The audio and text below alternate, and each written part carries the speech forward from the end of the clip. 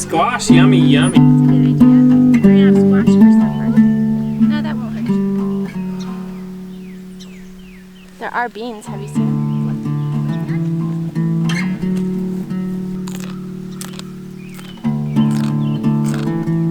The best part about organic gardening is that you can just come out here and eat. And your kids can too. You want kids to eat their vegetables? Grow a garden. Look, What is baby. A baby one? That's not a baby one. Another baby one? Right there. Right there. Making a nice Saturday morning breakfast. Everyone's out in the garden. Uh-oh, baby. Do you need to be held? That's okay. Chop, chop, chop, chop. Hold baby.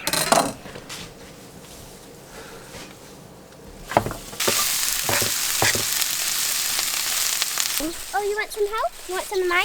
Here. Do you remember what kind of basil this is? It smells amazing though. What? I'm gonna make some pesto and I'm gonna dry the rest. We use a ton of basil throughout the year. It's so easy to dry it. Got it. Oh, got away.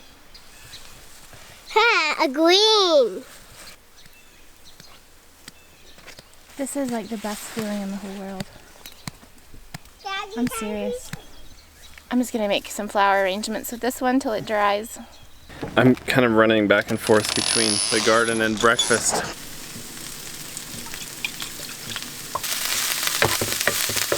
And this guy, oh, he's still awake. We'll get him asleep in just a minute and I can lay him down for his nap. You know, a lot of people, when I talk to them, I say I have 5 babies. Everyone is always like surprised, like, oh, you have so many kids. And it is a lot of kids compared to what's considered normal. But every time we have a baby, we think, you know, this might be our last baby. And it makes me kind of sad to think about this being the last baby because it's just so sweet. What is that? It's from my garden. Is it a bean beetle or is it a ladybug? Bean beetle. Hold it up higher so I can see. Oh, it's a bean beetle. Can you squish it? I already did. Oh, you already did? Good work.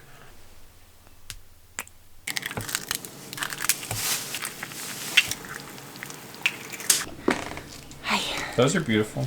My basket run is over. I'm gonna make a bunch of bouquets. And look, they decorated the table. Brighton did. Good job, Bright Boy. What? What did you pick? Mom. That's a green bean. I made some bouquets and Joey helped me pull the basil off some of the plants so that I could make pesto. You know what Joey said about this? She says it's decoration and appetizer. I thought that was clever. So anyway, I have my bundles ready to dry and then I have my own little appetizer right here. Do you want some? Plus more squash than that, but the kids took it in and some beans. Have you ever had a watermelon go totally bad on you? Well, we have one down here that's leaked, and it leaked out onto the floor, so I have a towel soaked. This watermelon basically exploded. Yep, I think that one. It's flat watermelon. You can probably guess where this is going.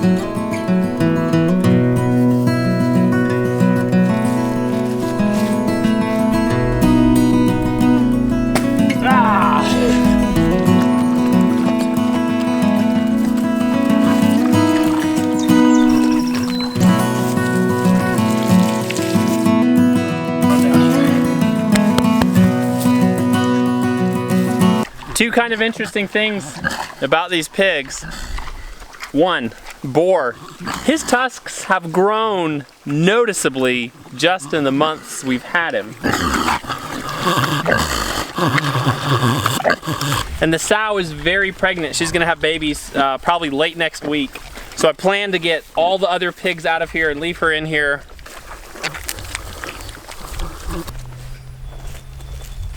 That reminds me, I need to check the bedding in this area in here.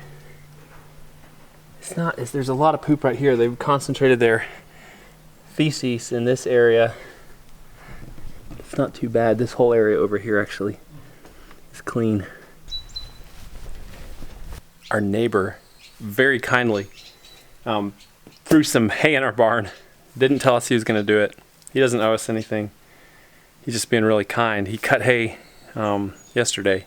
I was going to go out and help him throw hay, but I had to work yesterday when he was baling. I've got to get these hay bales into a stall because they're blocking the way to the feed room door here.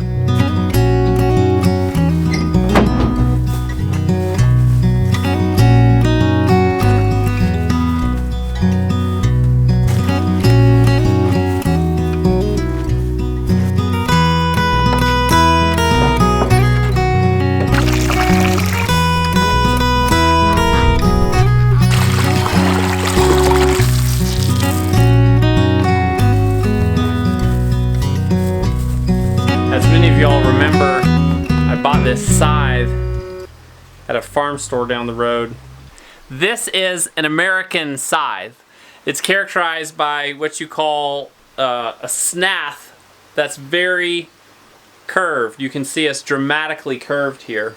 The other type of scythe is called a European scythe. That's probably the most common way they're referred to, an American scythe and a European scythe. Sometimes this is called actually an English scythe, and the other style is called a German scythe. These American style scythes, ironically, are made in Austria. The other difference is the shape of the blade. These handles, I think they're called nibs. they're backwards threaded, and when you get it from the factory, they're really, really tight. So I actually brought this to a 4th of July family gathering to try to find someone who has stronger hands than I have. A little hard to do, but I found someone. And I'm adjusting this right now actually to the maximum length from the blade because I'm pretty tall. I'm over 6 feet tall.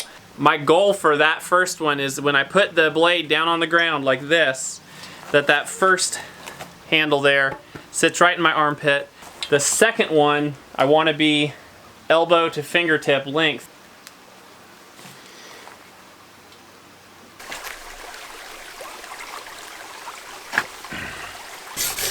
The other big difference between American and European scythes, we'll call them, is how you sharpen them.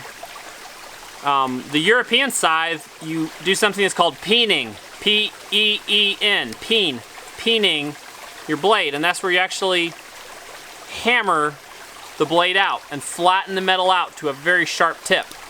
With the American scythe, though, there's no peening involved, and folks generally grind their blades for a rough sharpening. I'm down here by the creek because I've got water for my whetstone, but also because it's shady and cool down here, and that's just where I'm drawn on these hot days if I don't have to be out in the sun. You want to feel the edge and feel a sense of awe at, a 30-inch blade that's sharp as a razor. That's what I've heard anyway. I think I've actually may have got it sharp enough to try out. I'm just looking for any light reflecting off the edge itself. Let's take it out to the grass.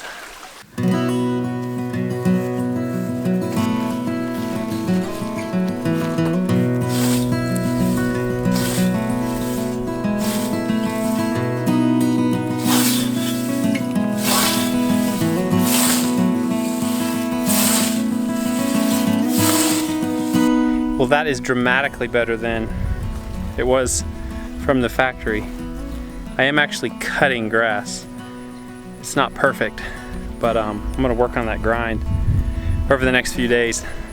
I'm not putting a whole lot of effort into that, but I think a combination of getting this scythe a little sharper and also just practicing and working on technique, I think this scythe is gonna work great.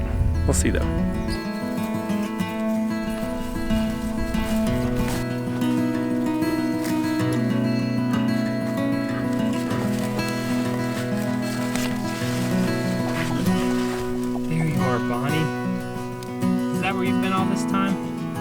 Cover her back up there.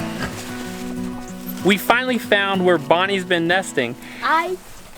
Grace found where Bonnie's been nesting. A lot of mornings, Bonnie comes out and eats after the pigs. She scratches around and finds whatever they left. And so I've searched this whole barn because she'll come out of the barn. But Grace finally found her, and she's tucked in under this giant burdock plant. Anyway, I think it's pretty cool. We found her. I think she's probably been here quite a while. It's a much better. We could have chicks in a few weeks. Okay. I think it's a much better spot than her last one because her last one was completely out in the open.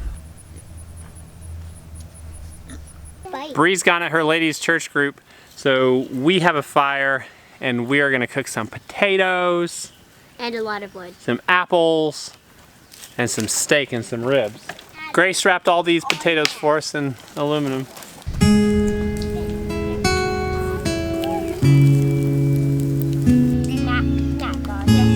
Let's start over. Okay, ready?